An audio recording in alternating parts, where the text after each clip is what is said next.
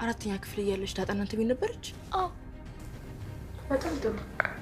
እሷ ግን ድሬዳዋ ልጅ ነኝ አለች። በጣም ጥሩ። አባቷ ማን ነው? ይኸውልሽ የአባቷን ስምና የት እንደተወለደች ከነገርሽ ኬክ ጋብዝሻለሁ። አዎ ንገሪያት። ከዛው ኬክ ትጋብዘናለች። እሺ ንገሪ።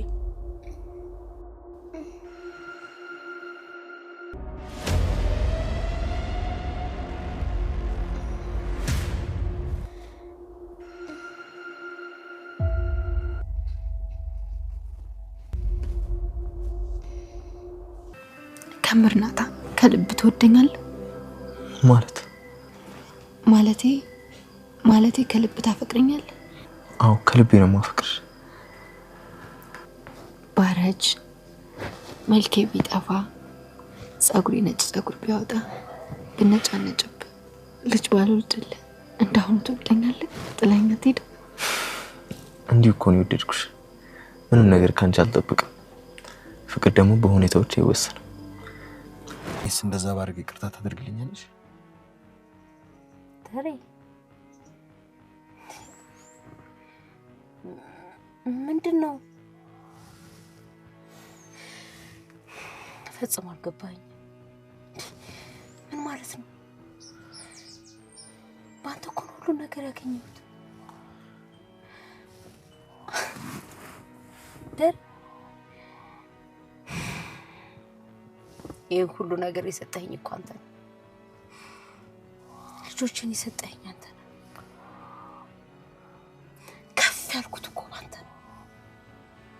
እንዴት እንደ ልጆችሽ ምናምን ነገር ትለኛለህ? ሰላም ውዴ ቻናል የቤተሰቦች እንዴት ናችሁልኝ? እንኳን ወደ እኔ ቻናል በሰላም መጣችሁ። ዳጣ ድራማ እንግዲህ አሁን ላይ ደረጀ ባለቤቱ ማርታን በጣም ብዙ ጥያቄዎችን በመጠየቅ ላይ ይገኛል። ያው እንግዲህ እውነት ትዘገያለች እንጂ መውጣቱ አይቀርምና ያንን እውነት እስከ መቼም ሊደብቀው አልቻለም። በጣም ብዙ ነገር አድርጓል። ዳጣ የሱ ልጅ እንደሆነች እንዳይታወቅ በቤተሰቦቹ ዘንድ ማለት ነው። በተለይ ደግሞ ባለቤቱ ማርታ እንዳታውቅ በጣም ብዙ ዋጋ ሲከፍል ነበረ። ዳጣም እንግዲህ አባቷን በነፃነት አባቴ ብላ እንዳትጠራ በጣም ስትጨነቅና ይሄን የነፃነት ቀን ትናፍቀው ነበረ። በዛ ላይ እናቴ ማናቴ የሚለውንም እናቷ እንግዲህ አብራት እየኖረች ነገር ግን እናቷ ማን እንደሆነች አታውቅም። ይህ ሁሉ ነገር ተጨማምሮ በተለይ ደግሞ አሁን ላይ ቆፍጠን ያለው ትዕዛዝ ወይም ደግሞ ማስፈራሪያም በለው ከሰላም በኩል እየመጣ ይገኛል። ሰላም ልጄን የማታመጣልኝና የማታገኝልኝ ከሆነ ሁሉንም ነገር ለባለቤትህ እነግራታለሁ። የዚህን ያክል ለክብር ትጨነቃለህ ወይ? እኔ ደግሞ ልጄን ለዘመናት ስናፍቃት የነበረችው ልጄን ካላመጣህ እያለች እንግዲህ ሰላም ሱሪ ባንገት አውጡ እያለች ትገኛለች። ያው ትክክል ናት። በነገራችን ላይ በጣም ተበዳይ ናት ሰላም። ካየነው እውነት አላት ለሆነባት ነገር ሁሉ። እንደውም ምንም ነገር አላደረገችም ከተደረገባት ነገር አንግል ማለት ነው። ምናልባት ዛሬ ላይ ደረጀ ተቀይሮ ሊሆን ይችላል፣ ጥሩ ሰው ሆኖ ሊሆን ይችላል። በሰዓቱ ግን ከሰራው ስህተት በላይ ደግሞ የገዛ ልጁን አውጥቶ የጣለ ምክንያቱም ደግሞ ባለቤቴ ብትሰማ ክብሬ በማለት ማለት ነው። ልጅን ያክል ነገር እንግዲህ ነፍስ ያለው ልጅን ያክል ነገር ማለት ነው። እንዴት እንዳስቻለው አስቡ። አውጥቶ የጣለ ነው። በጣም ጨካኝ ሰው ነው። እውነት ለመናገር ምንም ማስተባበል አያስፈልገውም። ስህተት ነው ምናምን ልንለው አንችልም። ልጅ ነው በቃ። ይሄ ሌላ ነገር የሆነ ጥፋት ንብረት አይደለም።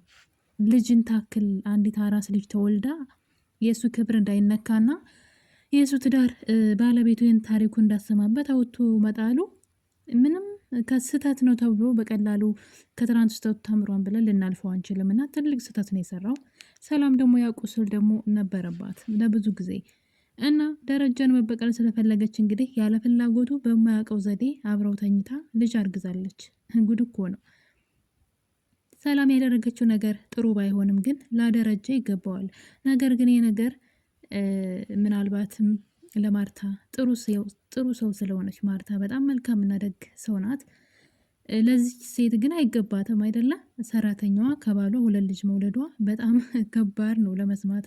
እንዴት እንደምትቋቋመው ራሱ ሴትዋ ስታስቡት እና ሰውየው ከስህተቱ ድጋሜ ስህተቱን በስተት መሸፈኑ ነው እንግዲህ ደረጀ በጣም የሚያስጠላው ነገሩና ዛሬ ላይ ቆጨው አልቆጨው ምንም ለውጥ የለውም። ዳጣ በጣም ተሰቃይታለች። ዛሬ ላይ እሱ ቤት ስለደረሰች አይደለም። ምናልባትም ምሳሌ ድራማ ላይ ያለው ሞገስ ባይረዳትና ሞገስ ወደ ህይወቷ ባይመጣ ከሞገስ ጋር ባትተዋወቅ ኑሮ ምናልባትም እነ ብሩክ ባያውቋት ኑሮ የዳጣ ህይወት እዛው አሁንም ጎዳና እስከ ፍጻሜዋ ጎዳና ነበር የምትቀረው። እሷ ፈልጋቸውን ሄደችው ቤታቸው ድረስ ልጅ ነኝ ብላ ነው ሄደችው እንጂ ደረጃ አልፈለጋትም። ጥሏት ነው ዝም ያለውና አለው አይደለ ንብረት ምናምን ቢያንስ የሆነ በድብቅም ቢሆን ቤት ተከራይቶ እንድትኖር አላደረጋትም፣ አልረዳትም። ስትሰቃይ ነው የኖረችውና ምንም እንትን የለውም። አመት ራሱ አይሆናትም እዚህ ቤት ከመጣችና የሰራው ስራ በጣም ነው የሚያስጠላው። ይገባዋል ብዬ ላለው ግን ማርታ ታሳዝነኛለች። ይህን ነገር ስትሰማ የምታምነው ታማኝ ባላለኝ ብላ የምትለው ባሏ የሰራውን ነገር ስትሰማ ማርታ ምን ይሰማታን የሚለው በጣም ከባድ ነው። ይህን የመሰለ ቤታቸው ሊፈርስ ይችላል። ያው ከአብጌል ውጭ እናትየዋም እንደዚሁ ውሃ ልጃቸውም በጣም ፍቅር የሆነ ቤተሰብ ነው። ግን አብጌል ያው እንደሚታወቀው ተጠራጣሪና ተንኮለኛ ልጅ ናት። እና እንግዲህ አሁን ላይ ደረጀ እውነቱን መናገር እንዳለበት አውቋል። መፈናፈኛ ስላጣ ነው። በነገራችን ላይ በዛ በኩል ዳጣ እናቴን ፈልጋለሁ፣ እናቴን በህይወት ካለች አንዴ እንኳን ሊያት እያለች ትገኛለች። በዚህ በኩል ሰላም ማስፈራሪያዋን ቀጥላለች። ቶሎ ልጅን ማታመጣ ከሆነ ሁሉንም ነገር ለእትዬ እነግራታለሁ በማለት ጭራሽ እትዬን ማስጠንቀቂያ ሁሉ ሂዳ ተናግራለች። እትዬ ብዙ የምነግርሽ ነገር አለ፣ ግን ለሁሉም ነገር ይቅርታ ብላ እንግዲህ መልእክት አስቀምጣለታለች። ይህ ማለት ማንቂያ ደውል ነው። ቶሎ ብለህ ያልኩህን ካላደረግ ቀጣይ የኔ እርምጃ እውነቱን መናገር ነው እንደማለት ነው። እና በዛ የተነሳ ደረጀ እንግዲህ ነገሩን ሁሉ ከሷ ከምትሰማ እኔው ራሴ የሆነ ይሁን ብሎ እንግዲህ ለማርታ ሊነግራት የፈለገ ይመስለኛል። በዛ ላይ አቢጌል ደግሞ ልደርስባቸው እያለች ነው።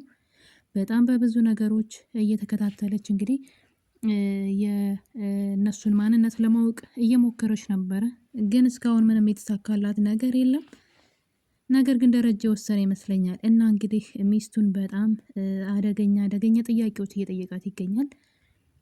ማለት ባጠፋ ብበድልሽ መጥፎ ነገር አድርጌብሽ ቢሆን ኑሮ ምን ታደርጊያለሽ? እንዴት ነው እኔን የምትወጂኝ? እውነት እንደ ልጆችሽ ትወጂኛለሽ ወይ? እያለ እንግዲህ ማርታን በተደጋጋሚ በጥያቄዎች እያፋጠጣት ይገኛል። ያው ካሁኑ የሚመጣውን ነገር ልዘጋጅበት ብሎ ነው። ማርታ ይህን ነገር ስትሰማ ማለት ከባድ ነው። በጣም ነው የምታምነው። ታውቃላችሁ ባለውን ደረጀን በጣም ነው የምታምነው በጣም። እና እንግዲህ ሰውዬ ሌላ ሰው ሆኖ ስታገኘው፣ የማታውቀው ሰው ሆኖ ስታገኘው፣ ሌላ ታሪክ ከጀርባዋ ሰርቶ ስታገኘው እንደ በፊቱ አይሆንም ትዳራቸው። የፈለገ አብረው እንኳ ቢኖሩ መሸርሸር ውስጣቸው ላይ እሷ ልብ ላይ የፍቅሯ ይቀንሳል። ምክንያቱም ይሄ ነገር የሆነ እንትን አይደለም ማለት የቆየ ታሪክ ምናምን አይደለም።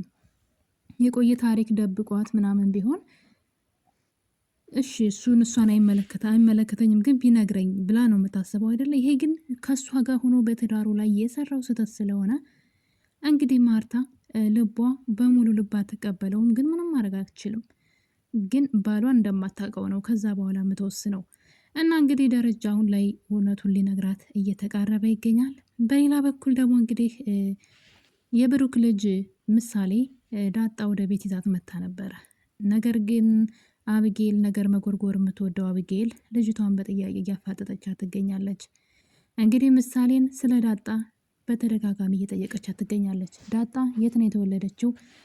ስንት ዓመትሽ ነው? አሁን ስንተኛ ክፍል ነሽ? እና ዳጣን መቼ ነው የምታውቂያት? እያለች ስለ ዳጣ ቤተሰብ ንገሪኝ፣ እኔ ደግሞ ኬክ እጋብዝሻለሁ እንግዲህ እያለች ህፃናቶች ያው የደካማ ጎናቸው ያው ጣፋጭ ነገር ነው፣ በሱ እያታለለቻት ትገኛለች። በእርግጥ ምሳሌ በጣም አስተዋይና ብልጥ ልጅ ናት። ነገሩን ላትናገር ትችላለች ብዬ አስባለሁኝ። ነገር ግን በዚህ መልኩ አብጌል ጉዳቸውን ልትሰማ ትችላለች። ምሳሌ ከነገረቻት ብዬ ነው። ያው የምታውቀው ነገር ስላለ እነሱ ቤተሰቦቿ እንደሆኑ ስለምታውቅ ማለት ነው። ሌላው ደግሞ እንግዲህ ሰላም አሁንም ዳጣን ማፋጠጧን ቀጥላለች። ማነሽ? እንዴት ከዚህ ቤት መጣሽ? እዚህ ቤት ለምን መጣሽ? እያለች በተደጋጋሚ ጥያቄ ብታበዛባትም ለምንድን ነው ደግሞ የእናቴን ጡት ጠብቼ አላደግኩኝ የምትዩ? እናትሽ የት ሄዳ ነው? እያለች ኃይለኛ ጥያቄዎችን እያመጣችባት ትገኛለች። በዚህም የተነሳ እንግዲህ ዳጣ አንድ ሀሳብ ወደ አእምሯ መጣ። እሱም ማን ነው ፍቅረኛዋ ማለት ነው ናታን የነገራት ነገር ነበረ። ጋሼ አባትሽ ከሆነ እትዬ ደግሞ እናትሽ ናት የሚል ቃል ተናግሯት ነበረ። ያው እሱ እንደ ቀልድ ነው የተናገረው። እንግዲህ እሷ ደረጀ አባቴ ቢሆን ምን ትላለህ? አባቴ ቢሆን እንማሰላለን ወይ እና ስለ እኔ ሲያስብልኛል ወይ ይወደኛል ወይ? ግን ደረጃ አባቴ ቢሆን ምን ትላለህ የሚል ጥያቄ ጠይቀው ስለነበረ አይ እንደዛም አይሆንም ጋሼ ከትዬ ውጭ በፍጹም ሊወሰልት አይችልም በትዳሩ ላይ ካላት በኋላ ነገር ግን ጋሼ አባትሽ ከሆነ እትዬ እናትሽ ናት ብሏት ነበር። እና የእናት ናፍቆት ውስጧን የበላው ዳጣ እንግዲህ የምር መስሏት ተነስታ ወደ ማርታ በመሄድ የእናትነት ስሜት የልጅ ማለት እናቴ ነሽ የሚል አይነት እይታ ያየቻት ትገኛለች። ማርታም እንግዲህ እናቷን አፍቃት ነው ብላ ነበር ያሰበችው። እሷ ግን ጥያቄ ጠየቀቻት፣ አንቺ እናቴ ነሽ ወይ ብላ። ይሄ ነገር ማርታን ግራ አጋብቷት ነበረ። እና እንግዲህ በመሆኑም ግን ዳጣ ወደ ራሷ አሁን ላይ ተመልሳለች። ናታን የነገረ ነገር ዝም ብሎ ነው። ማርታ እናቴ ብትሆን ኑሮ አባቴ በፍጹም አይደብቀኝም ነበረ፣ እሷም ደግሞ ልጠፋባት አልችልም እያለች ትገኛለች። ደረጃውን ላይ እውነቱን ለሚስቱ ለመናገር ተቃርበዋል። አብጌል ደግሞ ሚስጥሩን በሌላ በኩል ለመስማት እየጣረች ትገኛለች። እንግዲህ ሰላምም ደግሞ በናታን በኩል ስለ እሷ እያጣራች ትገኛለች። በቀጣይ ክፍል ምን ይፈጠር ይሆን? በሌላ ቪዲዮ እስከምንገናኝ ድረስ ቸር ቆዩልኝ።